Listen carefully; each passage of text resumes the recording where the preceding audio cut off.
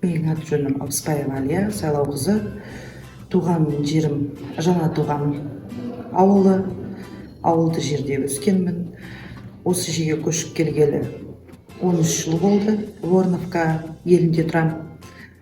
Оқу бітіргенім Арна колледжінде. Көпбалалы анамын. 5 балам бар, 2 балам студент. Көкшетау Шортан қаласындағы технический колледжде оқиды. Үлкен ұлым 2-ші курста, ортаншы ұлым 1-ші курста оқиды. Осы 3 қызым қолымда. Осы уақытта олармен ән айтамыз, би үйретемін.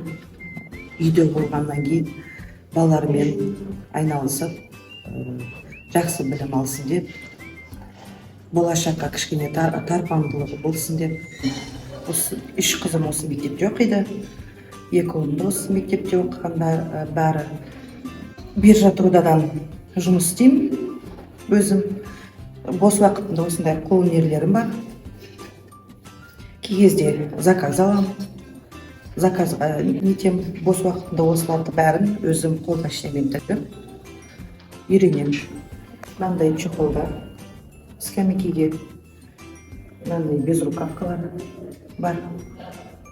Тіккен. Және мынандай төргүлгілі, ішіндегі паралонмен, қолмашинамен бәрін тіккен. Ол балалардың безрукавкалары. Қалта шоу, қалта.